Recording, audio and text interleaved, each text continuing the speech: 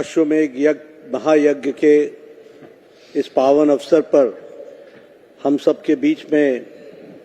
उपस्थित परम वंदनीय जी हमारे बहुत ही जिनके साथ हमको सहवास करने का, मिलने का और प्रेरणा लेने का सौभाग्य मिला, ऐसे डॉक्टर चिन्मय पांड्या जी हमारे साथ आज के कार्यक्रम में उपस्थित महाराष्ट्र के उप मुख्यमंत्री सम्मान्य देवेंद्र फडणवीस जी, हमारे प्रदेश के अध्यक्ष चंद्रशेखर बावनकुले जी, आशीष शेलार जी, हमारे बहन शैफाली पांड्या जी, मंगल प्रभात लोढ़ा जी, सम्मानित मंच हमारे शिव प्रकाश जी और यहाँ इस अश्वमेध यज्ञ महायज्ञ में उपस्थित सभी भक्तजन, ये हम सब का बहुत ही सौभाग्य का विषय है कि आज इस अश्वमेध महायज्ञ में हम सब लोगों को शामिल होने का सौभाग्य मिला है और जिस नवचेतना की बात डॉक्टर चिन्मय पांड्या जी ने की है उसका साक्षी होने का भी हम सबको सौभाग्य मिला है। सबसे पहले तो मैं अखिल विश्व गायत्री परिवार के संस्थापक पंडित श्रीराम शर्मा आचार्य जी को, माता भगवती देवी शर्मा जी को शत शत नमन करता हूं कि उनके प्रेरणा से आज अखिल विश्व गायत्री परिवार एक विश्व का गायत्री परिवार बन गया है, जो नव चेतना के साथ नहीं सिर्फ देश को बल्कि दुनिया को एक चेतन की ओर और चेतना के साथ आगे बढ़ाने का कार्य कर रहा है। मुझे शांति कुंज हरिद्वार के साथ मेरा संबंध बड़ा पुराना है। जब मेरी पूज्य बुआ मुझे बाल्यकाल में हाथ पकड़ करके ले जाया करती थी और तब से मैंने गायत्री परिवार के साथ अपने आप को समावेश किया है। मुझे जब 108 कुंडीय महायज्ञ कुल्लू में हुआ था तो उसमें भी भाग लेने का मौका मिला था, शामिल होने का मौका मिला था और आज जब 1008 कुंडीय महायज्ञ अश्वमेध महायज्ञ हो रहा है उसमें भी इस कार्यक्रम में, इस महायज्ञ में अपने आप को साथ जोड़ने का सौभाग्य मिला है। मैं विश्व गायत्री परिवार को इसके लिए हार्दिक धन्यवाद देता हूं। श्री राम शर्मा आचार्य जी ने और भगवती देवी जी ने लाखों परिवारों को गायत्री परिवार के साथ जोड़ा और एक नई चेतना और नई चेतना के साथ साथ जो हम कहते हैं कि सात्विकता की ओर चलने का जो प्रयास था उसमें उन्होंने लाखों परिवारों को जोड़ा और मुझे लगता है कि गायत्री मंत्र एक ऐसा मंत्र है जो हम सब लोगों को दिव्यता की ओर, अध्यात्म की ओर और सही मार्ग पर चलने की प्रेरणा देता है। जहां तक महायज्ञ का सवाल है और उसकी महत्व का सवाल है, डॉक्टर पांड्या जी ने, चिन्मय जी ने बहुत विस्तृत रूप में उसका आध्यात्मिक पक्ष रखा है और उन्होंने हमको उसके महत्व का और महत्ता के बारे में भी बताया है। हम सब लोग इस नव चेतना को आत्मसात करते हुए एक जो नए युग को, जिस युग में चेतना एक जागृत अवस्था में हो, इसके प्रयास को इस महायज्ञ के माध्यम से हम सब लोग उसको आगे बढ़ाएंगे, ऐसा मेरा विश्वास है। लेकिन मैं अखिल विश्व गायत्री परिवार को इस बात के लिए बधाई देना चाहता हूं,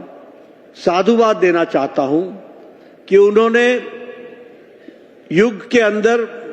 जिन बातों के लिए गायत्री परिवार ने जिन कामों को आगे बढ़ाया है, फिर चाहे वो शिक्षा का क्षेत्र है और उसमें संस्कार शाला की बात है, फिर चाहे योग अध्ययन की बात है, फिर चाहे योग के साथ साथ औषधि अध्ययन की बात है, इन सभी विषयों में गायत्री परिवार ने एक पहल की है और वह पहल नवयुग की चेतना को प्रारंभ करते हुए आगे बढ़ाने का काम किया है। उसके लिए मैं बधाई देता हूं। जैसा मैंने कहा कि योग के लिए, आयुर्वेद के लिए, वन औषधि उपचार के लिए, इसके लिए वृहत रिसर्च करके एक इस कार्य को आगे बढ़ाने का जो काम किया है, वही नारी शक्ति के लिए भी और नारी को सशक्त करने का भी काम बहुत तीव्र गति से विश्व गायत्री परिवार कर रहा है। उसके लिए भी उनका अभिनंदन है और साधुवाद है। एनवायरनमेंट के, हमारे पर्यावरण के और पर्यावरण में जिस तरीके से उसका संरक्षण होना चाहिए, उसका संवर्धन होना चाहिए, उसमें भी गायत्री परिवार ने एक बहुत बड़ी पहल की है। मुझे पूरा विश्वास है कि उनके नेतृत्व में यह भी कार्य आगे बढ़ेगा और इसके साथ साथ एनवायरनमेंट के साथ साथ जो नशा मुक्ति का कार्यक्रम है, उसको जो तीव्र गति से आगे बढ़ाने का काम किया है, लाखों परिवारों को नई जागृति के साथ खड़ा करने का काम किया है। इसके लिए भी मैं गायत्री परिवार को साधुवाद देता हूं और मैं अपने आप को इस कार्यक्रम में शामिल होते हुए गौरवान्वित महसूस कर रहा हूं। मैं यह भी कहना चाहूंगा कि यह एक संयोग है कि जब समुद्रगुप्त के काल के पश्चात एक सफल गायत्री परिवार की ओर से अश्वमेध महायज्ञ आज हो रहा है, तो वहीं रामलला का भी प्राण प्रतिष्ठा इसी समय हो रहा है। इस बात को भी हमको ध्यान में रखना चाहिए। और हम सब लोग जो समाज जीवन में से जुड़े हैं, राजनीतिक जीवन से जुड़े हैं, गायत्री परिवार से एक तरीके से एक प्रेरणा लेकर के राम राज्य की कल्पना जिसको हमने कहा, उसको आगे बढ़ाने का हम काम कर रहे हैं। राम राज्य का कल्पना करने का मतलब है जहां सबको सुख मिले, सब जिसको हम कहते हैं कि ज्ञान से ओतप्रोत हो और आत्मनिर्भर होते हुए आत्मशक्ति के साथ विश्व कल्याण के लिए लग जाए, वह राम राज्य की हम कल्पना करते हैं। और ऐसे राम राज्य की कल्पना में आज ये जो महायज्ञ हुआ है, यह हम सबको जरूर प्रेरणा देगा। यह बात मैं जरूर कहना चाहूंगा। आज मैं यहां पर यह भी उल्लेख करना चाहूंगा कि हमारे सनातन धर्म का किस तरीके से जब विस्तार हो रहा है और सनातन धर्म को आगे बढ़ाने का काम हो रहा है, तो यह भी हम सबके लिए खुशी का विषय है कि आज यूएई में भी हमारा सनातन मंदिर वहां पर भी स्थापित होता है हमारे प्रधानमंत्री मोदी जी के माध्यम से। हम सब लोग, मैं यहां पर ये जरूर आपसे कहना चाहता हूं कि देश की परिस्थिति जब बदल रही है तो हमारी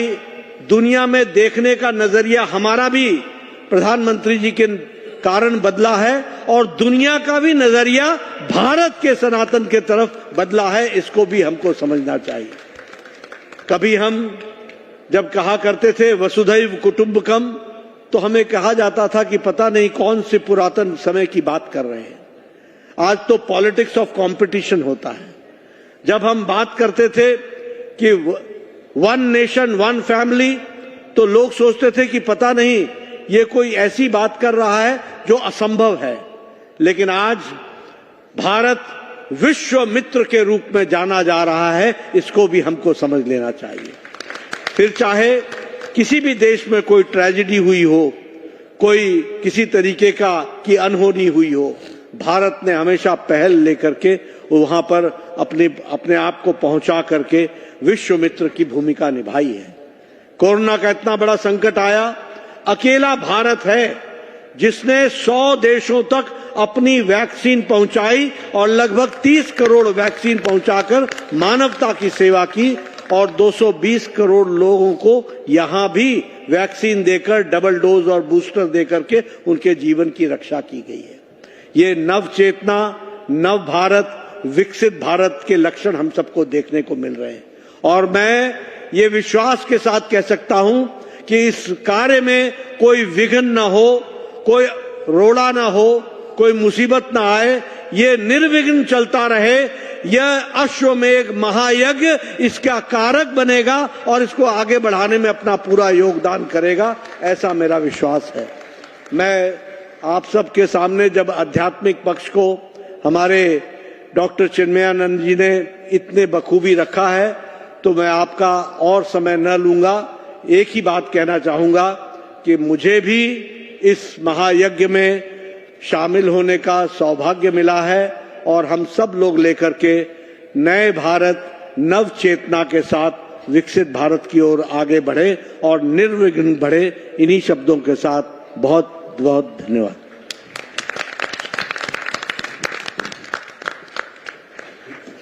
अपने अंतस के भावों को साझा करने के लिए एक बार पुनः से जोरदार तालियों से अभिनंदन है, आभार है आदरणीय श्री जगत प्रकाश नड्डा जी का।